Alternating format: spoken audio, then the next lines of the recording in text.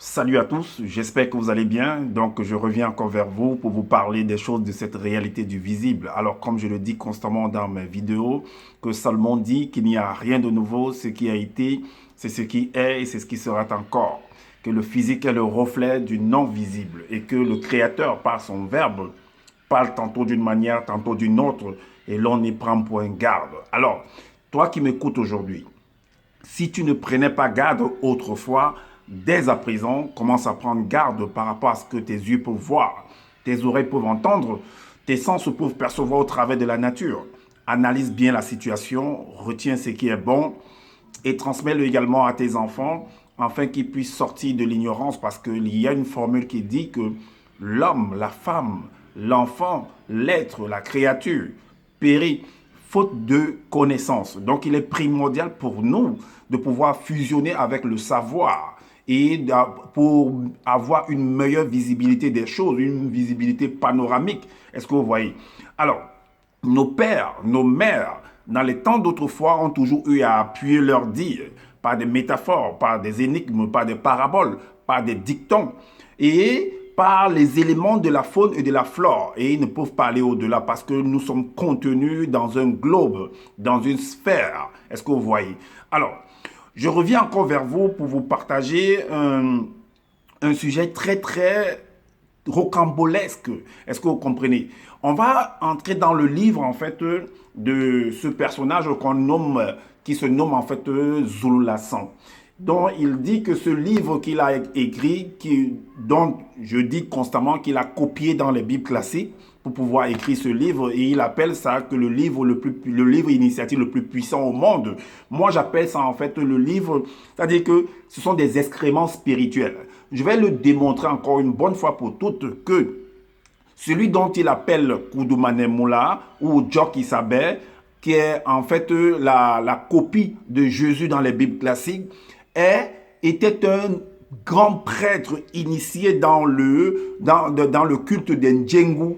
Que Ndjengu, c'est à sa langue, ça veut dire les mamiwata, les sirènes des eaux, les démons en fait. Est-ce que vous comprenez? Je vais démontrer encore avec les mêmes, c'est-à-dire avec ses écrits, avec sa pensée, avec sa réflexion, avec ses écrits. Est-ce que vous comprenez? Je vais lui démontrer que ce Djoki savait que il est venu présenter en faisant croire qu'en fait c'est le Christ, le sauveur de l'humanité et que lui il est le deuxième. En fait, ils sont tous des adorateurs de Ndjengu lui-même. Est-ce que vous comprenez?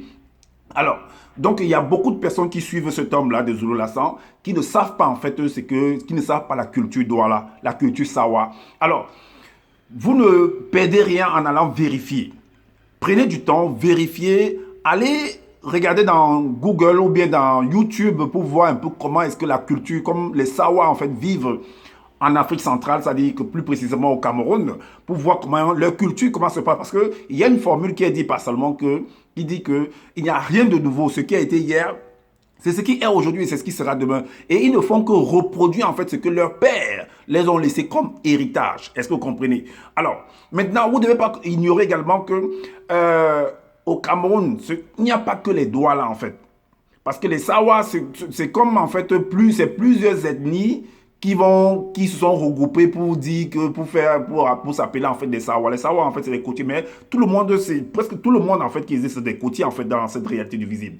Parce que nous sommes celui qui est au bord de l'eau est toujours un côtier. C'est comme moi j'habite ici là. Et il y a la mer à côté de moi là, donc je suis un côtier. Est-ce que vous comprenez? Donc ils ont un culte. Et généralement, les Sawa en fait, les Douala, ils ont en fin d'année, ils pratiquent en fait un culte qu'on appelle le Ngondo. Et allez voir comment ça se produit, comment ça se fait. Vous voyez à quoi est-ce qu'ils rendent ce culte-là? À qui ils rendent le culte de Ngondo? Est-ce que vous comprenez? Vous allez comprendre, vous allez bien comprendre ce dont je suis en train de parler. Mais néanmoins, on va comprendre ce que l'entité a dit à Jérémie dans son livre. Est-ce que vous comprenez? L'entité a parlé par Jérémie, selon ce que lui-même il a écrit dans le livre de Jérémie, au chapitre 1, à partir du verset 54 et 55. Voici ce que l'entité dit.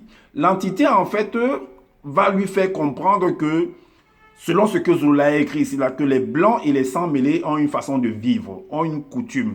La façon de vivre, c'est une coutume. Est-ce que vous voyez? C'est une coutume en fait. Est-ce que vous voyez? C'est une coutume. Et que cette coutume en fait, les autres, c'est-à-dire que les non-noirs, selon ce qu'il a écrit, parce que quand il parle des blancs et des sans, mais ça veut dire que les non-noirs ne devaient pas suivre cette façon de vivre. Parce que cette façon de vivre était considérée comme une abomination. Cette façon de vivre, en fait, cette coutume-là, cette culture-là, était repoussable.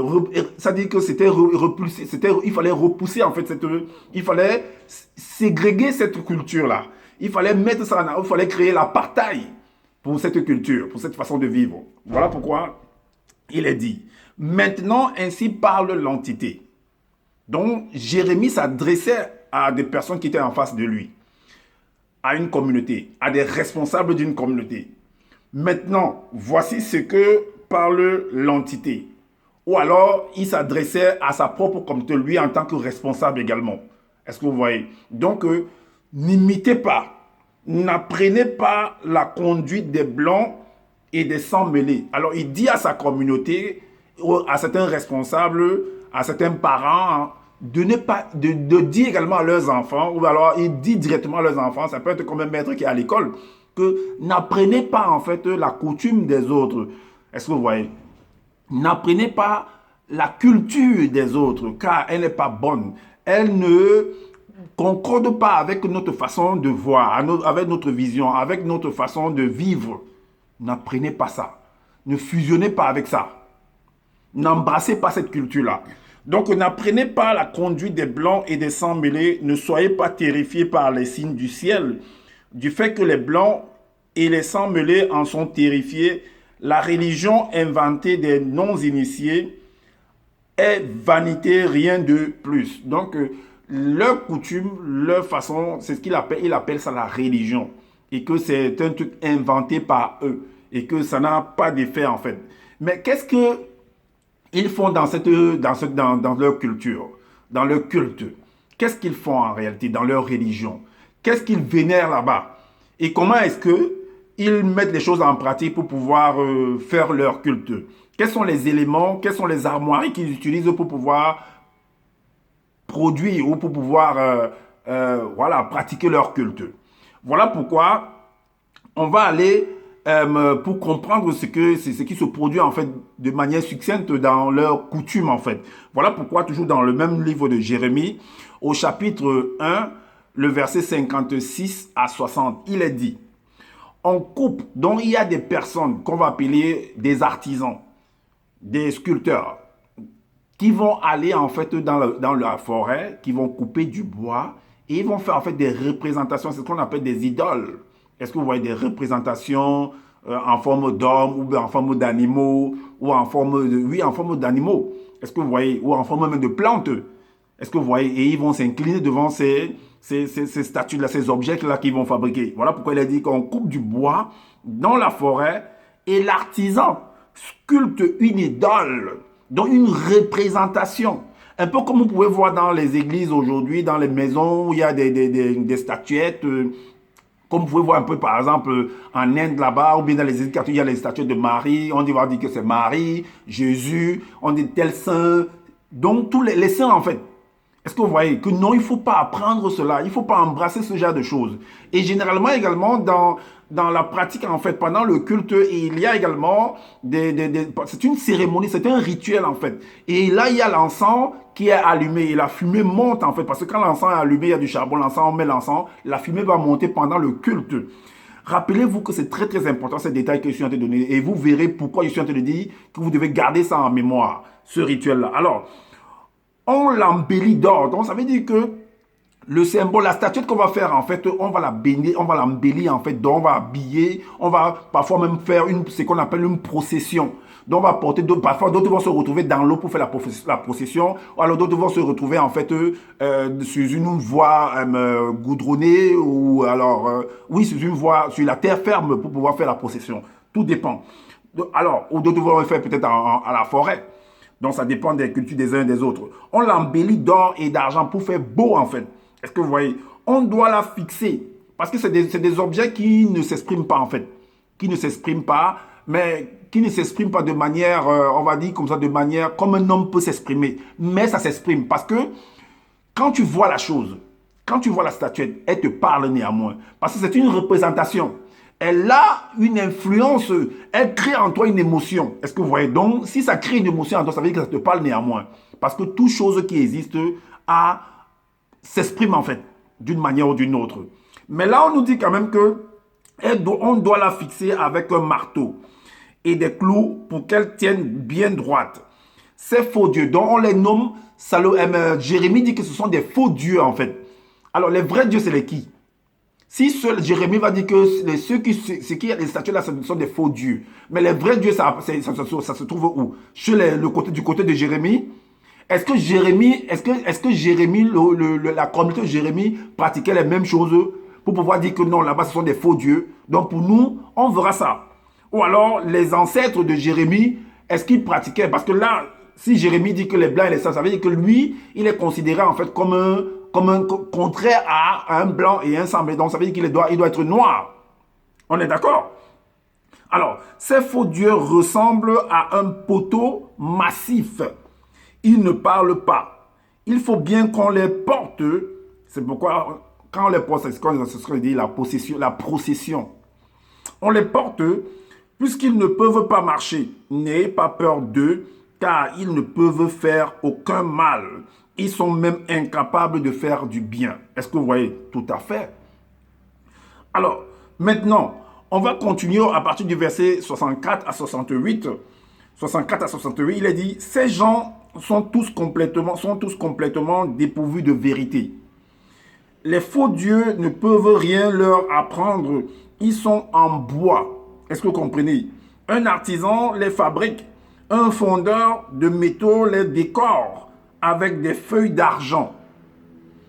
Puis on les habille avec du beau tissu rouge ou violet. Est-ce que vous comprenez? C'est ce qu'on voit un peu dans les assemblées, dans les religions, dans les communautés. Ce sont des produits fabriqués par des artistes. Ce sont des produits fabriqués par des artistes. Donc c'est une affaire d'homme sur la terre et nulle part ailleurs. Et maintenant, on va continuer également au verset 79. On va lire le verset 79 et le verset 82. Le verset 79 nous dit, « Le jour où l'entité des châtiments en charge du domaine de la nature agira spirituellement contre elles, elles disparaîtront. » Que ces choses vont disparaître. Mais je ne sais pas à quel moment ces choses vont disparaître, puisque Salomon dit qu'il n'y a rien de nouveau. Ce qui a été hier, c'est ce qui est aujourd'hui et c'est ce qui sera demain. Donc ces choses-là qu'on voit aujourd'hui, on entend aujourd'hui, on lit aujourd'hui, ça a toujours été hier. Et ça le sera toujours demain, comme ça l'est aujourd'hui. Mais ça va disparaître à quel moment? À quel moment ça va disparaître? Si Zoula peut nous dire, qu'il nous le dise. Maintenant, au verset 82, il est dit, l'entité m'en a informé et je l'ai su. Alors, elle m'a fait voir les œuvres des blancs et des sangs mêlés. Est-ce que vous comprenez? Alors, vous allez comprendre que l'entité ou les entités vont recommander également à Moïse de faire la même chose, de faire le contraire plutôt. De faire le contraire de ce que... puisque là, Jérémie dit de ne pas suivre la coutume de blanc, comme pour dire que les blancs et les sangs mêlés ne devaient pas faire des statuettes, ne devaient pas fabriquer des idoles. Mais ils sont en train de les fabriquer. Mais ce qui est sûr, c'est que tu ne peux pas faire quelque chose que tu n'as pas vu quelque part. Si tu es en train de le faire, c'est parce que tu as vu quelque part une autre personne le faire. Ou, vous voyez, une autre personne faire. Donc, mais pourquoi l'entité par Jérémie va interdire les autres de le faire et dit à Moïse de le faire? Voilà, on va aller donc dans Exode, dans le livre de ce monsieur toujours. Dans le livre de Exode, le chapitre 2, le verset 1. Déjà pour savoir, selon ce que ce monsieur de Zoula a écrit ici, de quelle couleur, si Moïse avait la même couleur que les blancs et les sangs mêlés. Là, il est dit ici, selon ce que Zoula a écrit, il y avait une très belle femme noire, initiée, qui mit au monde un très beau garçon noir par l'intervention de l'entité en charge de naissance. Donc, c'était un garçon noir. Donc, c'était un noir contraire, différent de la couleur des blancs et des sangs mêlés. On est d'accord? Alors, qu'est-ce qu'il a donc fait? Qu'est-ce que ce Moïse a fait? Voici ce que l'entité va lui dire. Au verset 1 du chapitre 12, L'entité recommande à l'autre en disant, avant de dire, vous allez comprendre que c'est l'entité qui lui a demandé de faire. Plus tard, les entités du grand ordre des choses apparurent à Moïse, c'est-à-dire lui l'appelle ici Boussi. Après que celui-ci eut fini de briser le veau d'or lorsqu'il remonta sur la grande et haute colline, les entités lui dirent, Boussi, Boussi. Les entités vont lui dire, il répondit, me voici. Le verset 3 lui dit, elles lui dirent, sois attentif aux paroles qui vont sortir de nos bouches et enseigne-les au peuple. Donc va reproduire, va retranscrire ce qu'on va te dire, les consignes qu'on va te donner, les lois qu'on va te dire, va les dire, va les répéter à la population que tu gères. Est-ce que vous comprenez? Maintenant, dans Exode chapitre 13, le chapitre 13, voilà ce qu'il va faire. Au verset 1 à 2, il est dit, les entités ajoutèrent et dirent, 2 points, tu fabriqueras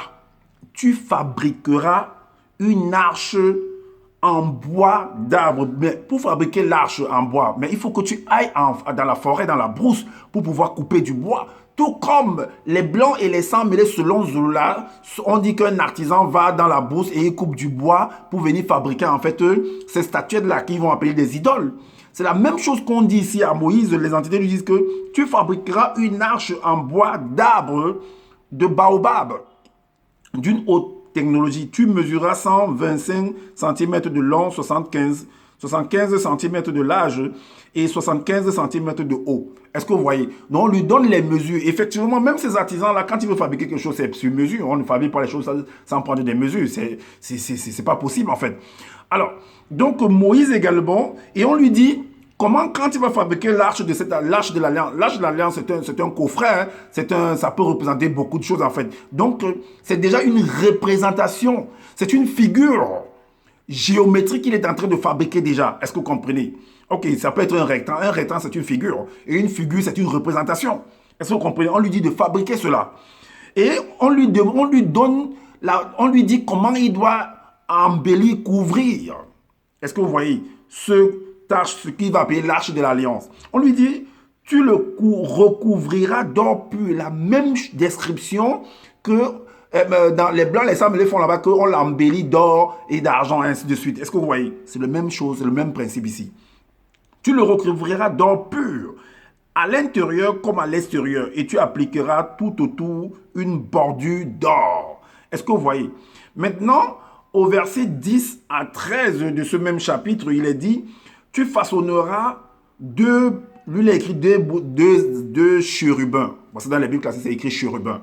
Lui, il appelle Bouté Moudi en or. Donc, tu vas mettre en fait sur le coffret en fait 2 représentations avec des ailes en fait. Et on les appelle en fait, le nom qu'on les donne, on les appelle les chérubins.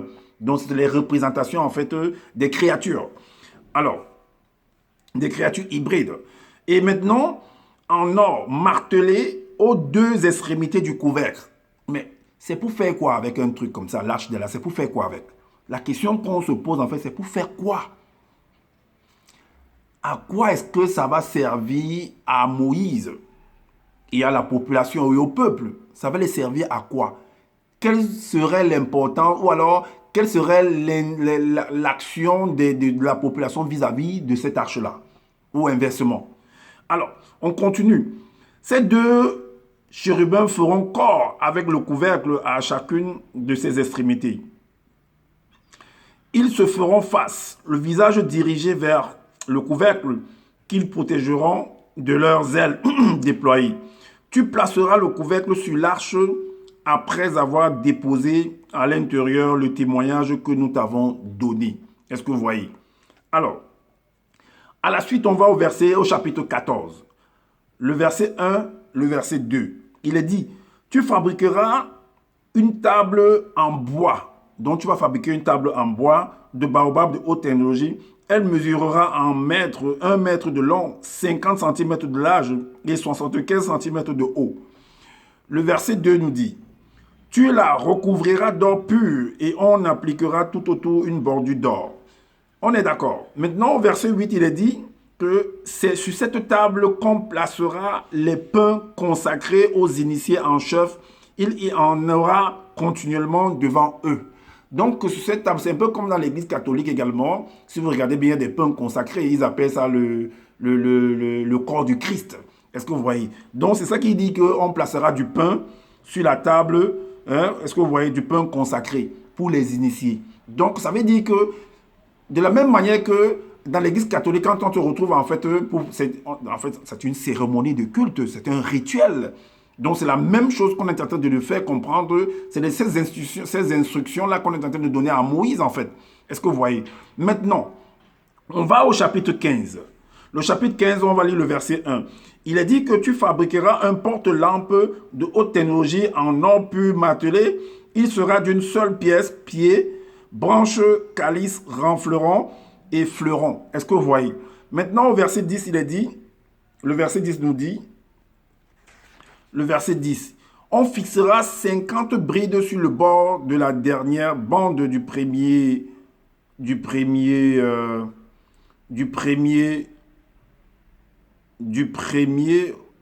assemblage et on en mettra 50 aussi au bord de second assemblage. Maintenant, au chapitre 16. Le chapitre 16 toujours. Le chapitre 16 toujours. Et le verset Exode 16, le verset 1 nous dit quoi? 16, le verset 1. Voilà. Qu'est-ce qu'on a lu tout à l'heure là? On a lu, non, le verset 10 ici, on était au chapitre 15. Le verset 15, le verset 10 nous dit, toi, Boussi, c'est-à-dire Moïse, tu veilleras à ce que le travail soit conforme au modèle que nous te montrons ici sur la colline. Donc, va et fais-en selon le modèle. Va fabriquer. Alors, le chapitre 16, le verset 1 nous dit, pour la demeure, dans le lieu où on va loger en fait ce que tu vas fabriquer là, certainement c'est pour faire un rituel, un culte. Est-ce que vous voyez? Une coutume. Pour la demeure sacrée, des artisans initiés confectionneront 10 bandes d'étoffe en fil de lin résistant, mêlées de laine violette, rouge et cramoisie. Elles seront ornées de chérubins brodés. Est-ce que vous comprenez?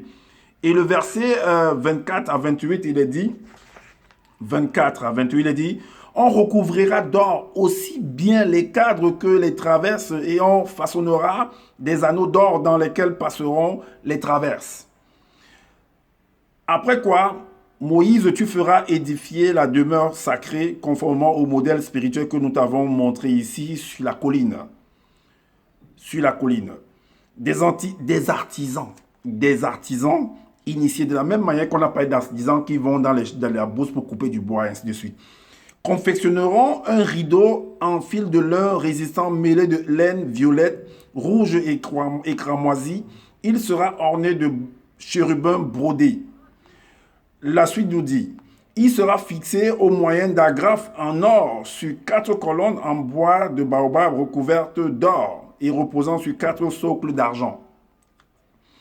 Le rideau sera placé au-dessous des crochets. C'est derrière ce rideau que l'on déposera le coffre contenant le témoignage de l'alliance. Le rideau servira ainsi de séparation entre le lieu saint. Est-ce que vous comprenez? Et le lieu très saint. Voilà. Maintenant, nous avons fini là et on va également au chapitre 17. Donc, c'était un lieu de culte. Il fallait, après avoir fabriqué, on devait aller déposer ça dans un lieu de culte. Maintenant, au chapitre 17, du verset 1 à 3, il est dit, « Toi, Moïse, tu fourniras de l'huile très sainte aux élus, afin que tous les soirs, leurs lampes soient allumées. Aaron, ton frère, et ses fils le porte-lampe dans la tente de la rencontre devant le rideau qui cache le coffre de l'alliance. Les lampes des élus brûleront spirituellement du soir au matin dans le visible en guise de signe pour les entités du grand ordre des choses. » Le verset 3 nous dit, « Cette règle devra toujours être appliquée par les initiés élus et consacrés de génération en génération. » C'est pourquoi on a dit que Salomon avait dit, ce qui a été hier, c'est ce qui est aujourd'hui et c'est ce qui sera demain. Ça ne va jamais disparaître.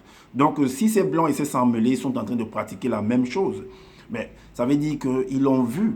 Et j'ai fait un enseignement pour démontrer que les blancs, les sangs mêlés, selon ce que ce monsieur-ci a rédigé dans son livre, sont issus en fait des noirs, d'un couple de noirs. Est-ce que vous comprenez?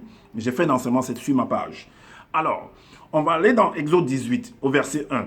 Il a dit, alors une fumée très épaisse dans ce lieu, soit saint de lieu de culte. On dit que, alors une fumée très épaisse recouvrit toute la colline et une glorieuse et grande lumière émanait des entités dont il y avait une fumée. Mais comment est-ce que la fumée va sortir là où ces gens-là sont en train de lui donner des recommandations? La fumée est faite à partir de quoi? Qu'est-ce qui produit la fumée? L'encensement. Il y a du charbon, il y a du bois, il y a des trucs, des essences qu'on va mettre pour que la fumée puisse s'émaner. Est-ce que vous comprenez? Maintenant, vous comprenez que c'est le même rituel effectué par le peuple d'Israël. Est-ce que vous comprenez? Voilà pourquoi on va aller dans le livre d'Ésaïe, de Ézéchiel, toujours dans le livre de ce monsieur. Ésaïe chapitre 8. Non, Ézéchiel, le chapitre 8, à partir du verset 2. 8, 2. Parce que dans la...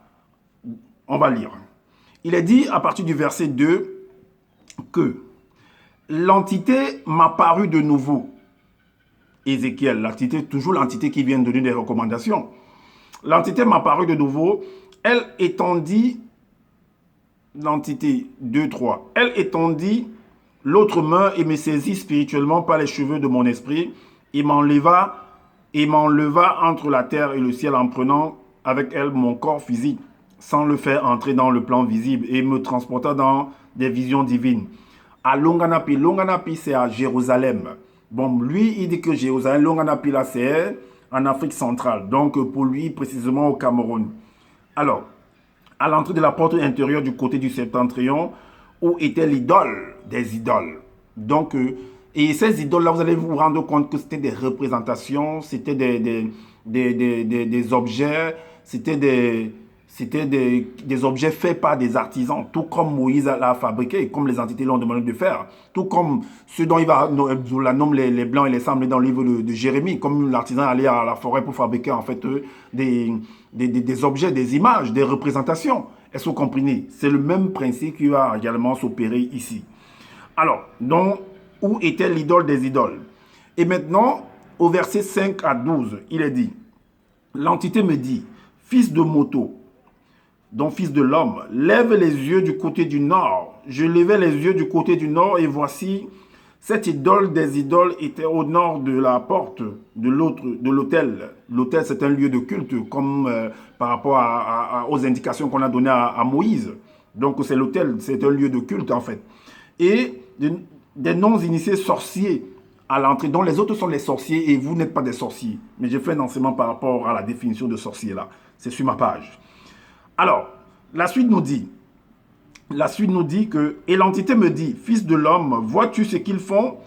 Les grandes abominations que commettent ici, là, les non-initiés sorciers. Ah, ceux-là, les non-initiés, ceux qui sont en train de pratiquer là, que nous on pratique là, mais pour eux là, on les considère comme des non-initiés, donc pour eux là, en fait, c'est pas bon. Mais c'est nous, quand nous faisons, c'est ça qui est bon en fait.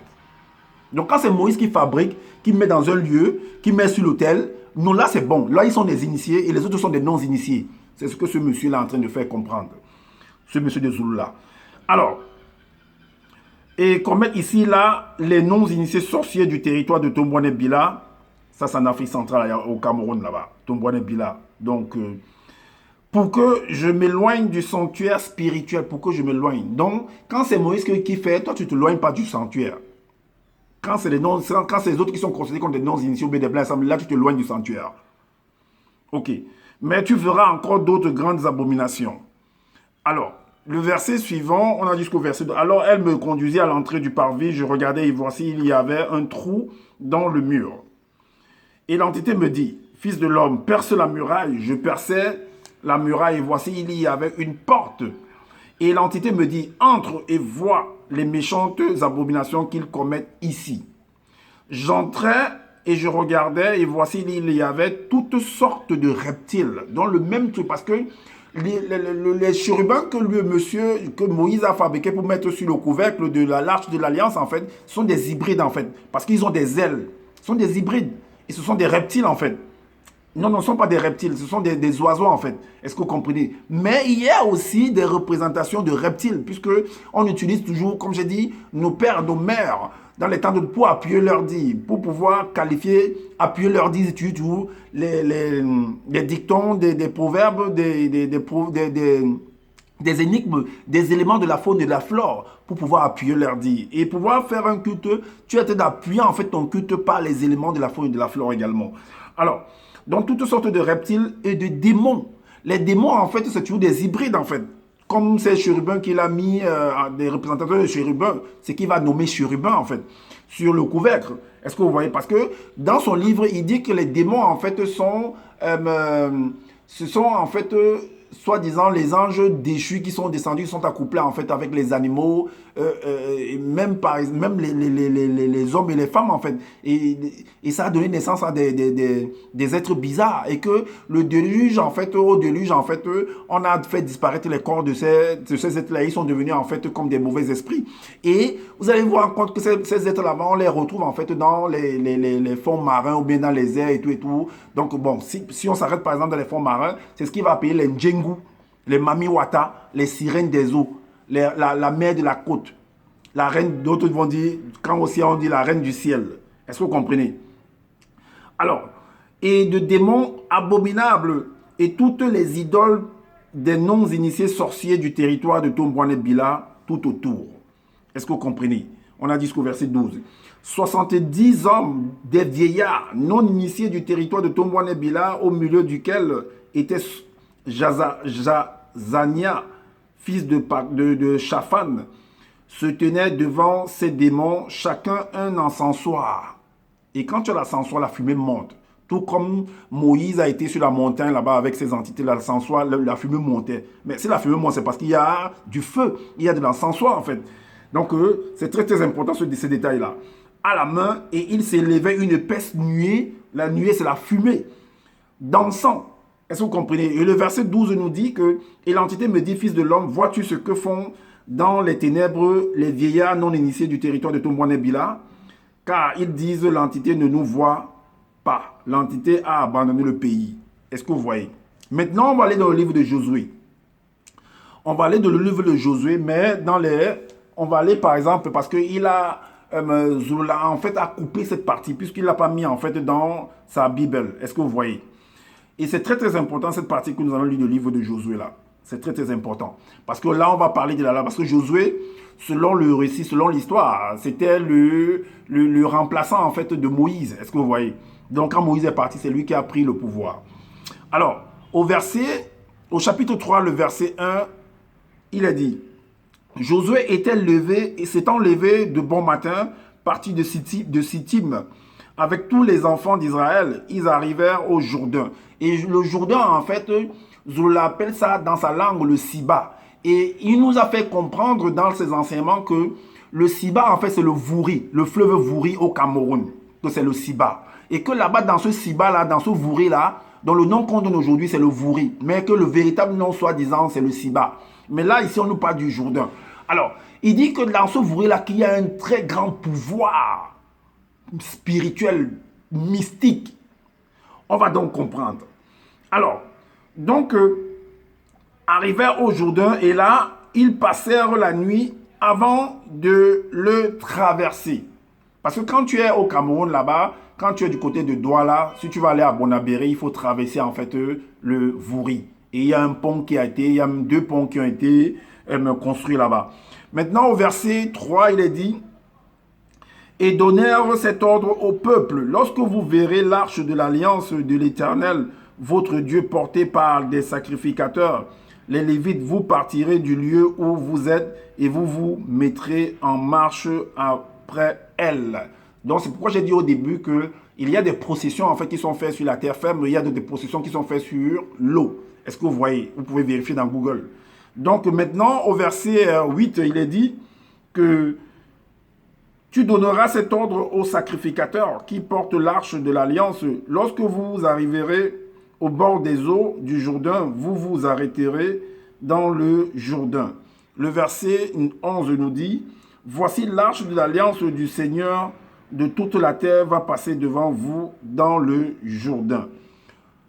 Le verset 13 nous dit, et dès que le sacrificateur qui porte l'arche de l'Éternel, le Seigneur de toute la terre, poseront la plante des pieds dans les eaux du Jourdain, les eaux du Jourdain seront coupées, les eaux qui descendent d'en haut, et elles s'arrêteront à un morceau, monceau, je ne sais pas ce qu'ils ont écrit là. Alors, c'est un peu ce que Moïse a fait lorsque, selon l'histoire de la Bible classique, quand le pharaon poursuivait en fait le peuple d'Israël qui était sorti d'esclavage selon l'histoire et qui sont arrivés sur le fleuve du Nil, si je ne me trompe pas, ça doit être ça, et que il n'y avait pas d'issue. Et l'Éternel a fait des miracles afin que Moïse puisse traverser à pied ferme sur le Nil. En fait, c'est la même reproduction ainsi qui est en train de se produire là. Alors, le verset suivant, le verset 15 à 17, il est dit que quand les sacrificateurs qui portaient l'arche furent arrivés au Jourdain et que leurs pieds se furent mouillés au bord de l'eau, le Jourdain regorge par-dessus toutes ses rives tout le temps de la moisson. Les eaux qui descendent d'en haut s'arrêtèrent et s'élevèrent en un monceau à une très grande distance près de la ville d'Adam, qui est à côté de Tchatan. Et celle qui descendait vers la mer de la plaine, la mer salée, fut complètement coupée. Le peuple passa vis-à-vis de Jéricho. Est-ce que vous voyez? Donc, comme pour dire qu'il y a on va dire un miracle qui s'est produit selon ce qu'on vient de lire là, qu'il y a un miracle qui s'est produit là-bas et le peuple a traversé. Et vous allez comprendre que Zola dit dans un de ses enseignements que dans l'un de ses enseignements sur l'intronisation en fait l'incroyable baptême de soi-disant du Christ, il fait comprendre que dans cette traversée là en fait du Jourdain là, qui lui l'appelle le Siba dans son livre, on va revenir là-dessus, que aujourd'hui on appelle le Vouri, selon ce qu'il nous explique, il explique que dans cette traversée là, ils vont le peuple en fait, les sacrificateurs par l'arche de l'alliance vont déposer en fait le pouvoir de l'arche de l'alliance va se déverser en fait dans le Siba. Est-ce que vous voyez? Pour plus tard, parce qu'il y a un événement qui va se produire plus tard. Parce que quand le pouvoir se dépose dans le... quand vous allez dans l'eau, généralement, quand les gens vont faire des cultes dans l'eau, avec des possessions dans l'eau et tout, c'est un culte en fait. Et quand nous on voit, c'est le vaudou en fait, quand ils vont dans l'eau, c'est aller communiquer avec les Ndjengu. Quand vous voyez le Ngondo en fait, des Sawa, des Douala au Cameroun, ils vont à la fin d'année, précisément au mois de décembre, c'est pour aller communiquer avec les Ndjengu parce qu'il y a un initié selon eux qui entre dans l'eau et qui sort avec un grand panier. Et dans ce panier, il y a un message qui va permettre au fonctionnement de la communauté ou des multiples communautés qui sont réunies en tant que Sawa, donc qui va leur permettre de fonctionner tout au long de l'année, jusqu'à la fin de l'année encore, où il y aura encore un rituel qui va se produire. Mais ça ne veut pas dire que tout au cours de l'année, il n'y a pas des rituels parallèles qui se produisent. Est-ce que vous comprenez? Alors, donc on va continuer jusqu'au verset 17. Les sacrificateurs qui portaient l'arche de l'alliance de l'Éternel s'arrêtèrent de pied ferme sur le sec, au milieu du Jourdain, pendant que tout Israël passait à sec, jusqu'à ce que toute la nation eut achevé de passer le Jourdain. Donc, nous, ça fait comprendre qu'il y a un pouvoir qui va se déverser, qui va s'introduire en fait dans le Jourdain. Voilà pourquoi on revient encore maintenant dans Exode au chapitre 14. Non, chapitre 14, à partir du... Je crois que c'est toujours au chapitre 14, à partir du verset 15 et le verset 16, toujours dans la Bible classique. Il est dit, l'Éternel combattra pour vous, et vous garderez le silence. L'Éternel dit à Moïse,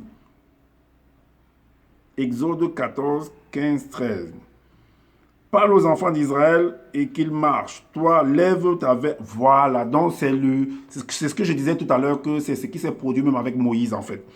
Donc quand ils se sont retrouvés en fait face à l'obstacle qui était les eaux. Est-ce que vous comprenez? Donc il lui dit là que l'Éternel combattra pour vous et vous gardez le silence. L'Éternel dit à Moïse, pourquoi ces cris? parle aux enfants. Non, non, l'Éternel dit à Moïse, pourquoi ces cris? Parle aux enfants d'Israël et qu'ils marchent. Toi, lève ta verge, étends ta main sur la mer et fends-la, et les enfants d'Israël entreront au milieu de la mer à sec. Est-ce que vous comprenez? C'est ce que Josué a également fait.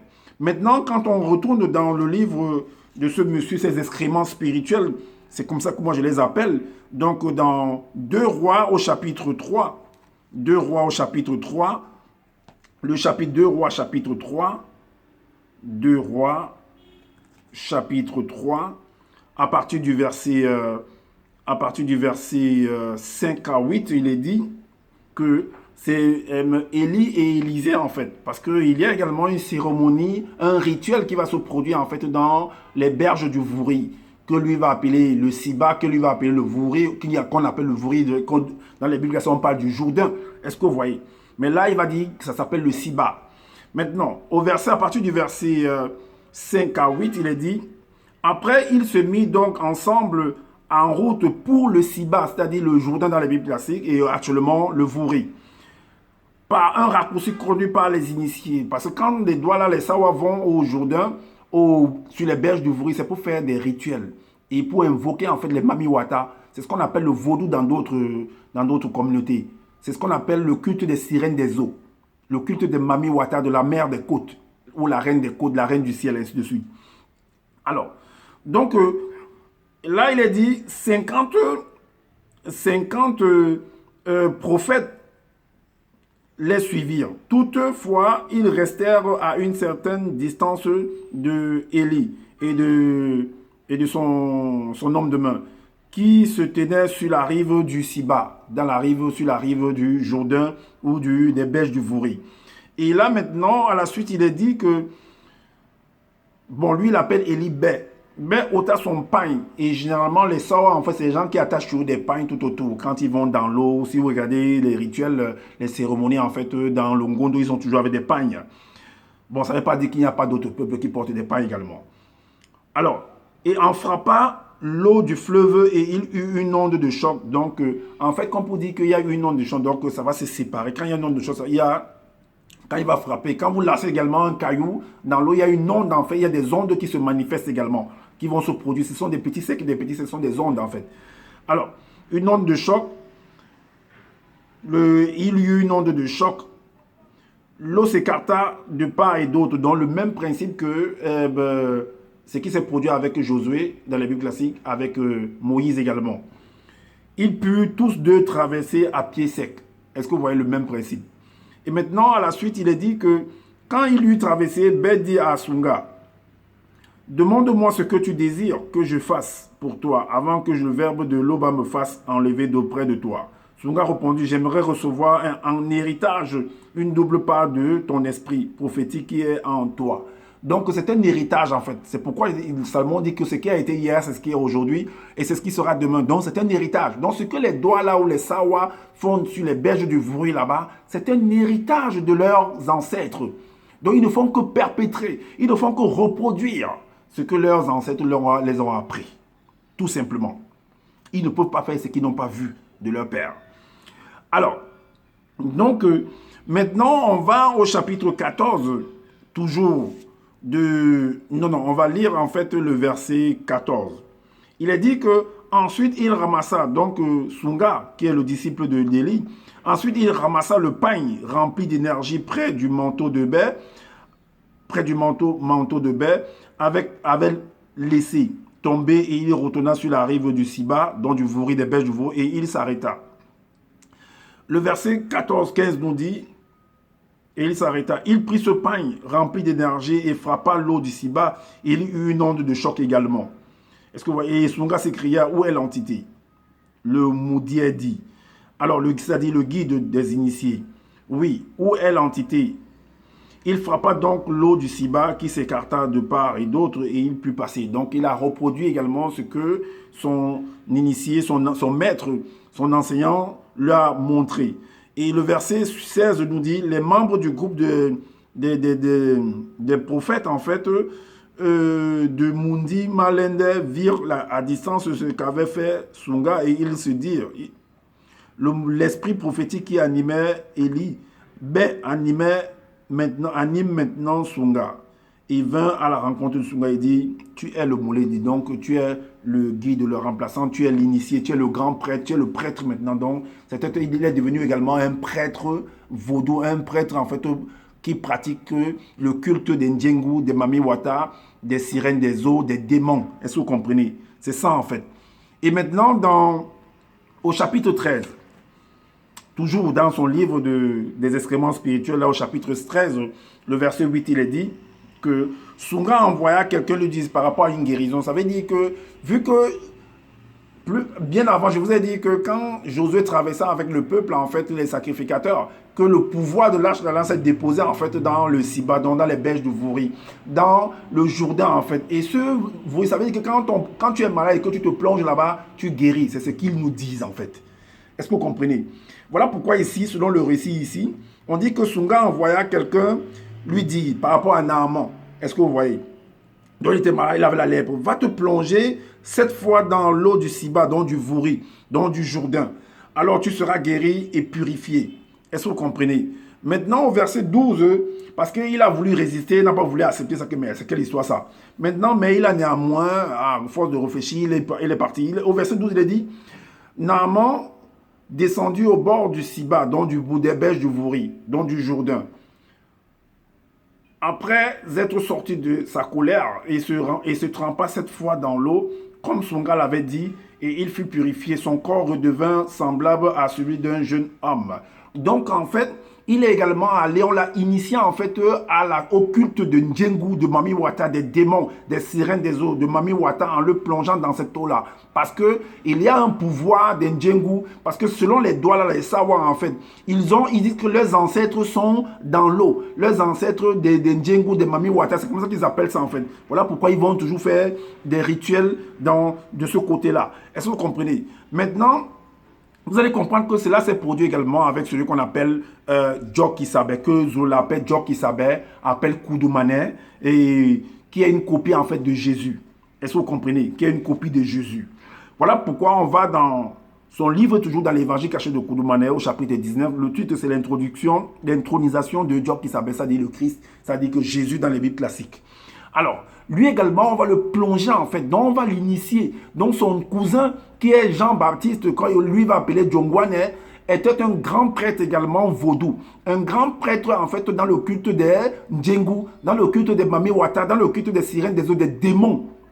Des êtres soi-disant qui vivent dans l'eau, selon ce que lui-même nous explique dans son livre. Est-ce que vous comprenez? Et il va initier en fait Djok-Isabé à ce culte-là. Est-ce que vous voyez? Pour qu'il devienne également un grand prêtre initié du vaudou, du culte des sirènes des eaux, des Mamiwata, des Ndjengu, des démons, pour qu'il puisse entrer en contact avec ces esprits immondes, ces esprits occultes. C'est lui-même qui écrit. Puisqu'il nous a fait comprendre que quand Josué traversait le truc, il y a le pouvoir de l'Arche de l'Alliance qui s'est déposé. La preuve, Sunga, qui était le disciple en fait de Élie, lui également a guéri, a demandé à Naaman qui avait la lèpre d'aller se plonger. Donc ça veut dire que selon eux, ce berge du Vouri, cette eau du Siba, ce Jourdain-là a un pouvoir. Et c'est ce même pouvoir-là que Zoula dit que quand on va introniser en fait, on va plonger en fait Djok-Isabé, Koudoumane, qui est le Christ, qui est le sauveur de l'humanité, qui est Jésus dans les Bibles classiques, et il va être investi de ce pouvoir. Donc il sera un grand prêtre vaudou. Est-ce que vous comprenez? C'est lui-même qui dit. Donc, vous qui suivez ce temps-là, vous qui êtes dans son groupe-là, sachez que Zola, lui, en tant que grand prêtre vaudou également, est en train de vous initier au vaudou, au culte des Ndjengu, des Mamiwata, des sirènes des eaux, des démons. C'est à ça qu'il est en train de vous initier, si vous ne le savez pas. Ok, voilà pourquoi il est dit dans l'évangile caché de Colosse chapitre 2. Il a dit, lorsque Djongwane vit Djok-Isabé, ses yeux spirituels s'ouvrirent aussitôt et voici apparu le tout premier être vivant terrestre à avoir connu la mort physique. Est-ce que vous comprenez? Et le verset 13 nous dit que dès qu'il fut intronisé, parce qu'on va le plonger, son cousin était un initié en fait. dès qu'il va le plonger là-dedans, il va l'introduire là dans ces berges du Vouri, il y a un pouvoir qui va se déposer sur lui. Voilà pourquoi il a dit, dès qu'il fut intronisé, donc il y a un rituel qui va se produire. Dès qu'il fut intronisé spirituellement par les moyens de l'huile consacrée, sacrée connue par les initiés, tous les cieux s'ouvrirent spirituellement. La puissance de l'arche de l'alliance issue de l'entité protectrice de l'arche de l'alliance, de l'arche protectrice de l'arche sortie des eaux du Siba, c'est-à-dire le Jourdain, les berges du Vouri, selon ce que vous l'avez nous fait comprendre, et entra en lui aussitôt le verbe de l'Oba en tant que Moudi Moussangui, c'est-à-dire Saint-Esprit investit l'Esprit de Dieu qui s'avère pour l'accompagner dans sa mission du visible. Donc en tant que grand prêtre vaudou, en tant que grand prêtre dans le culte du Ndjengu, initié en chef dans le culte du Ndjengu, des Mami Wata, de la reine des côtes, des démons. Est-ce que vous comprenez? Et maintenant, parce que pour confirmer cela, c'est pourquoi,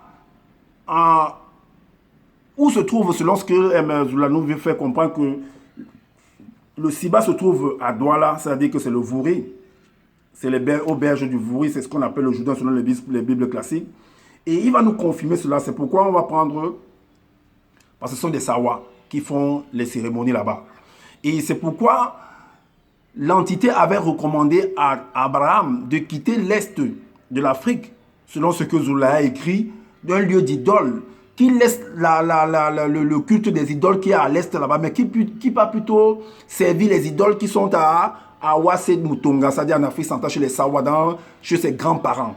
C'est pourquoi il est dit ici que, pour confirmer ce que je suis en train de dire là, que c'est effectivement ça, dans Origine, dans son même livre, chapitre 12 au verset, il est dit, plusieurs années après ces événements, il arriva que l'entité apparut à un homme noir, connu sous le nom de Sango. C'était un homme noir. Ce sont eux qui pratiquaient cela.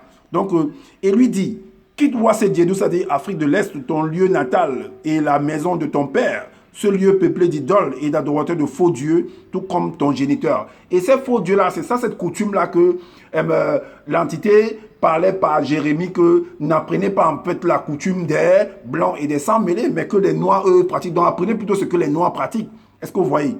Alors, et va à Wassé Mutonga, c'est-à-dire va en Afrique centrale, lieu natal de ton père, du père de ton père et de la mère de ta mère, qui était issue de la tribu Sawa. Mais pour faire quoi?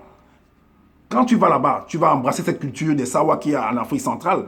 Alors, mais leur culture, c'est quoi? Va être dans un prêtre vaudou, un grand prêtre vaudou là-bas pour faire le culte d'un Ndjengu, chaque fin d'année, pour aller au berger du Vouri, au Siba, au Jourdain, pour pratiquer en fait le culte d'un Ndjengu, d'entrer en contact, de faire appel en fait aux sirènes des eaux, aux Mami Wata, aux démons hybrides, selon ce que Zoula nous fait comprendre dans ses écrits. Donc voilà donc à ça. Voilà pourquoi il est dit dans le livre de Jérémie. Il est dit dans le livre de Jérémie. Il est dit dans le livre de Jérémie, au chapitre 1, le verset 86. Zouloula, ce que tu es venu écrire, tu pensais que on ne devait jamais t'attraper. Que tu pensais que tu dis que tu es le seul enseignant, que tu as assisté à la création, que les gens sont étonnés que tu as toutes les réponses en fait. Mais tu es confondu par tes propres réponses. Tu es confondu par tes copies collées et les trucs que tu as coupés de partout. Voilà ça que tu es confondu comme ça aujourd'hui. Alors, si aujourd'hui certaines personnes acceptent de continuer à te suivre comme, c'est-à-dire ils sont en train de faire comme l'autruche, est-ce que tu comprends? Ils sont en train de se manifester comme l'autruche, en fermant les yeux et en marchant comme des moutons, tout simplement. Alors, si vous ne voulez pas vous réveiller, c'est à vos risques et périls. Cet homme on doit porter plainte à ce monsieur pour escroquerie spirituelle, mentale, intellectuelle et physique même, parce qu'il absorbe l'argent de plusieurs personnes qui sont, la majorité sont en France. Est-ce que vous comprenez? Alors, donc maintenant, voilà pourquoi il est dit, et ça c'est à toi, c'est bien en vain que tu t'es mis à l'œuvre de la plus mensongère, c'est bien en vain que c'est mis à l'œuvre la plus mensongère des non-initiés rebelles. Bon, tu es un non-initié rebelle, Zouloula. Tu es un menteur. Tu es un usurpateur.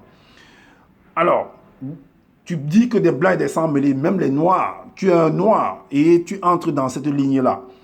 Sous l'inspiration des démons religieux de haut rang, sous l'inspiration des Ndjengu, parce que tu es un grand prêtre vaudou, un grand prêtre qui initié dans le culte des Ndjengu, des Mamiwata, des sirènes des eaux, des démons. C'est ça que tu es là, de haut rang. Est-ce que tu vois? Donc, voilà, c'est ce que j'avais à démontrer en fait que ce monsieur, comme il vient parler de Djok Issa Berzoula, qui est une copie en fait de Jésus, que lui, il est son petit frère. Donc, ils sont les deux germes, ils sont les deux manifestés à qui ils ont assisté à la création, tout ça, ainsi, tout son blablabla qu'il vient raconter là. Ben, dis-moi qu'est-ce que tu en penses par rapport à cette vidéo qu'il vient de faire là. Qu'est-ce que tu vas dire là? Quand tu fais des vidéos, c'est vrai, je t'ai dit que quand tu feras une vidéo, je serai là pour te répondre. Et je sais que tu écoutes mes vidéos, Zouloula. Je sais que tu as peur. Je t'ai dit plusieurs fois, si tu penses que tu as un pouvoir, je t'attends chez moi. Si tu as la formule qui te permet de pouvoir sortir de ton corps, puisque tu dis que tu as assisté à la création, viens, sors de ton corps et viens me trouver où je suis. Et on verra. Tu es là, tu mens les gens. Je te dis d'aller au Cameroun, d'aller arranger les histoires des Sawa au Cameroun. Tu ne pars pas. Il y a trop de problèmes. Va arranger ça. Tu restes en France, tu prends les gens de la Tanzanie parce qu'ils ne connaissent pas l'histoire des Douala. Parce qu'ils ne veulent pas fouiller. Parce que vous ne voulez pas fouiller, vous êtes en France. Tu ne savais pas que quelqu'un pouvait se lever et faire ce qu'il est en train de faire là, comme je suis en train de le faire. Ça te dépasse, n'est-ce pas? Ce n'est que le début. Toi et moi, on va courir. Donc, dites-nous en commentaire ce que vous en pensez par rapport à ce que vous venez d'entendre là. Et comme je le dis constamment, je n'ai pas la science infuse. Si vous trouvez qu'il y a des manquements par rapport à ce que je viens de dire là, et faites des vidéos pour pouvoir aider les uns et les autres à pouvoir être éclairés continuellement. Et également, abonnez-vous massivement à ma chaîne. Activez la cloche de notification pour être averti des prochaines vidéos. Et abonnez-vous également. Abonnez-vous massivement pour m'aider dans cette quête, dans ce travail que je suis en train d'élaborer. Et également, voilà, partagez massivement cette vidéo, c'est afin de faire connaître l'imposture de cet homme-là qui est venu vous raconter du n'importe quoi. Et également, prenez soin de votre famille, prenez soin de votre santé et je vous dis à bientôt pour une prochaine vidéo. Ciao.